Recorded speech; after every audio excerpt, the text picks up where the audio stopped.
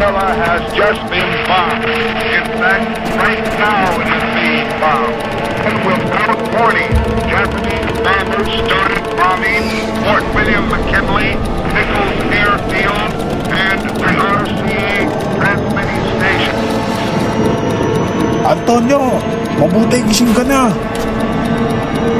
Inaatake na tayo ng mga Hapon. Gera na. Sa bahay, nag-iimpake na ang mga kuya ko. Luluwas sila sa Maynila para magboluntaryo. Bumagsak na ang Bataan. Diyos ko, naging impyerno na ang mundo.